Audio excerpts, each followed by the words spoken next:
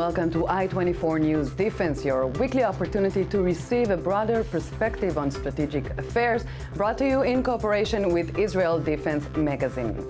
Tonight, we'll observe Israel's military exports, check how the U.S. Army prepares to withdraw from Afghanistan, and join the Red Berets in a special exercise. But before we begin, let's take a look about what else is happening in the world. We begin in Colombia. 19 Colombian soldiers were killed in clashes blamed on the country's Marxist FARC guerrillas, the heaviest casualties the armed forces have suffered since the government began peace talks late last year. In the bloodier of the two separate attacks, 15 soldiers were killed on a road linking two townships in Arauca province near the Venezuelan border when they fired explosives at troops protecting an oil pipeline under construction. Heading to Israel, Defense Minister Moshe Ya'alon visited an Iron Dome missile defense system battery which was deployed to the southern town Eilat. Ya'alon voiced concern over violent upheaval in the Sinai Peninsula. Israel boosted its rocket defenses near its southern border with Egypt to counter possible attacks from Islamist militants fighting security forces in Sinai. And moving to the coast of Australia, where two US Marine Corps jets have been forced to drop 4 unarmed bombs on the Great Barrier Reef. The two AV-8B Harrier jets, which dropped two 226-kilogram bombs on the World Heritage-listed reef in an emergency decision during a training mission. The incident came ahead of Exercise Talisman Sabre, a biennial training operation between Australian and US forces on the central Queensland coast. $7.43 billion, this figure of Israel's defense exports in 2012 puts Israel in the top 10 of defense exporters around the world. Why is it? More in this next report. In these times of global economic crisis, Israeli Defense Ministry released some impressive numbers regarding its defense exports. Defense exports have broken an all-time record, $7.43 billion. For the last 4 years, we are in the 7 billion club. According to the figures, about 25% of the exports focused on the sale of aerial defense systems and missiles. Another 10% were on naval systems. The export of drones last year represented only 3%. We are positioned in a very respected place in the world, in the top 10. Some say even the top 5. But to be humble, we say the top 10. This is the first time that the Defense Ministry has divided the published data of defense exports into geographical units, and one of the spotlights was Turkey. The exports to Turkey never stop. The publication that the Lao deal had been cancelled was correct. The deal was cancelled. The defense exports to Turkey, like any other country, are measured by Israel's interests. There's no doubt the relationship in recent years didn't help. But if we would have looked at the numbers of defense exports to Turkey, I won't mention specific countries, it hasn't diminished. It was a reasonable export. Joining me in the studio is Charlie Ben Shitrit, Executive VP of Marketing from Israel Aerospace Industry. Good evening. Good evening. What were Israel's main achievements in 2012? So indeed, the announcement of the high level of export of the defense industry of Israel, it's a great achievement. And it's a great achievement for the Israeli industries and for the Israeli Ministry of Defense. IEI is very proud to be a part of this achievement, and actually IEI has a major part of it. It's almost 50% of the defense export that was announced came from IEI. We are exporting this year many systems of airborne aerospace systems, UAVs, radars. Tell us about those systems. Some of the systems, like the airborne early warning, is one of Israel's major capabilities, and actually IEI is one of the few countries and companies around the world that can come out with such achievement. It's basically a system which can give you all what's happening today in the sky. So it's a full aerial picture to the decision makers. What makes Israel a unique, what are our unique advantages in the security industry? Well, of course, Israel is not a big country, but we are coming to the market with cutting-edge technologies. So basically, innovation, technology, that's what brings us... And the necessity, the geography. And we are coming with our Ministry of Defense. So our Ministry of Defense putting on us a lot of pressure to come out with solution, which, as you said, it's necessity.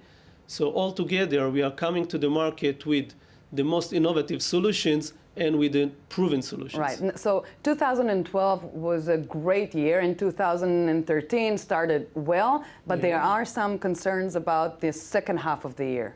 Sure. We are not yet over the world, the global economic crisis. We are facing a lot of hesitation in the markets in many areas.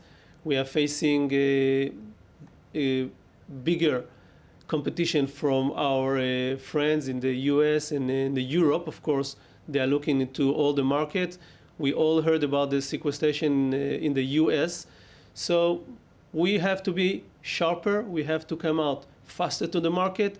And even if we are coming with the most advanced technologies, probably we'll have to come out with even more advanced system to survive in this market. Right. Charlie Ben-Shitrit, thank you for coming this evening. Thank you very much. And now to Afghanistan, as American units prepare to redeploy out of the country. A retrograde operation called the Four Corners has set up shop at Kandahar airfield to streamline the forces and get troops home faster. More in this next report. The Four Corners is a joint partnership between the 4th and 401st Army Field Support Brigade and 3rd Sustainment Brigade. What it allows the unit to do is wait until the last tactical minute, or their last convoy, their last patrol corps coming in, and have a one-stop shop, one single location that they can turn in all their classes of supply. Take everything that they've received over here and turn it all in about 2 hours. We have our trans experts, we have our ammo abatement team, all in one single location ready to support the warfighter. Checking for brass and ammo. On these strikers, it tends to roll down and bounce around the body line, so they find interesting places to hide. Without the ability for a Four Corners, what would happen is each separate class of supply, they would have to go to a different yard, a different location, a different unit, and turn it in. So they'd have to schedule appointments because each unit is busy doing their own mission, and we have all the subject matter experts, all the units they turn into in one single location. We're just doing this so we can get their ammo cleared so they can get out of here and get home, and we can get this ammo turned back in and get new ammo or get it ready to get moved out of Afghanistan. It's a unique logistics problem, and every day that we get to wake up, it's how can we support, how can we retrograde, how can we redistribute this the most cost-effective, the simplest, and the easiest way. Israeli paratroopers have been jumping from planes since 1956. Over the years, the airplanes changed and so were their weapons, but their mission stayed the same. With tension high up north, hundreds of IDF's Red Berets joined the drill down south. More in this next report. The green light shines bright in the C-130 and the door opens wide. The Paratroopers Brigade are returning to the task they initially were established for, to jump out of anywhere and then start fighting. We're going to jump from the aircraft in the depth of the battle with the enemy. I think that this is a very important skill that we have to keep and to be able to operate in any time, and I'm very happy to do it. The Negev skies are filled with paratroopers, battalion after battalion, a brigade of more than 1,000 paratroopers. After they land, they get ready immediately for combat on enemy land. And we're gonna send more than 1,000 troops by night to hold an operational exercise in the desert. The paratroopers are considered to be the brigade for depth operations. In other words, the brigade does not only operate at the warfront, but mainly surprises the enemy with operations beyond the front line, whether via parachute or, as it was done in the Second Lebanon War, via helicopters and others. This is a major capability of the operational capabilities that the IDF need to preserve. Even after they set foot on land, their troubles don't stop there. They are expected to know how to work alone with the ammunition, food, and supplies they carry on their backs in the depths of enemy territory until the rest of the Israeli military reaches them.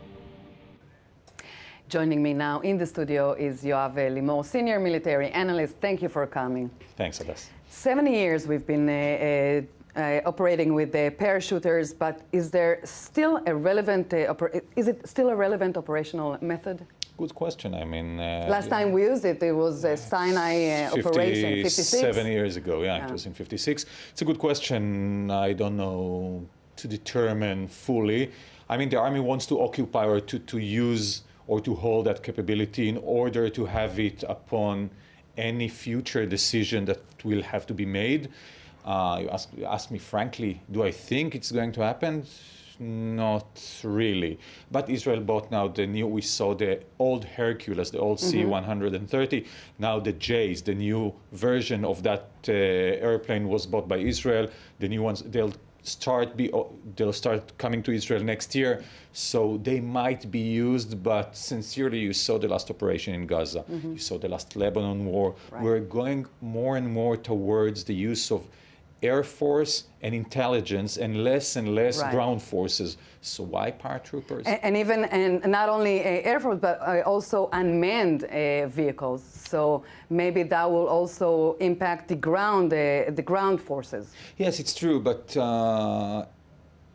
after saying that, if you hold that capability of parachuting, and if you want to surprise your enemy, which thinks that the relevant... Nowadays, we're not surprising the enemy by looking in his eyeballs. It's a different scenario, Adas. But listen, if you go to the obvious scenario, which is the third Lebanon war, okay? So obviously Hezbollah thinks of Israel coming towards Lebanon with all its armored forces, and they are waiting for us and wanting to kill as many Israelis as possible on the borderline or within the Shiite villages of southern Lebanon. They're expecting more of the same. If we just go around, or we parachute over there, or we do other things, we might surprise them, change the whole way of their thinking and the whole way of that war. I don't think it's going to be operated, but it will. But you do think that parachuters can be efficient? Not in that term. I think skydiving, new versions, free falling from high altitude, different things to that might be used. I can't see mass forces like were operated 50, 60, 70 years ago. That won't happen again. In the US, they used parachuters, last time was 2001. Yeah, but that was Iraq.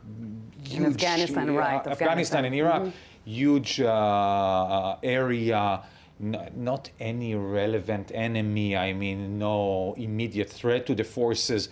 So they could have used it easily. Here it's a different scenario. Where are we going? The only place that I can see parachuters being used is in Sinai, and I don't want to see us fighting Egypt. Right. So if you ask if it's relevant, currently, so you're thinking it's maintaining nostalgia and not really... No, more than that. It's keeping the enemy thinking. I mean, if Hezbollah thinks of the Third Lebanon War and says, okay, Israel is using 35 battalion, the parachuting battalion, in that way of thinking, they might come to the Bekaa Valley, they might come to Tripoli, they even might come to the north of Syria. So we must be prepared to that. So they must put forces over there to protect themselves. Less forces will be operated in southern Lebanon. On that term, it's a good way of thinking. Is it going to be used? I doubt it very much. Okay, Yoav Limor, thank you for coming this evening.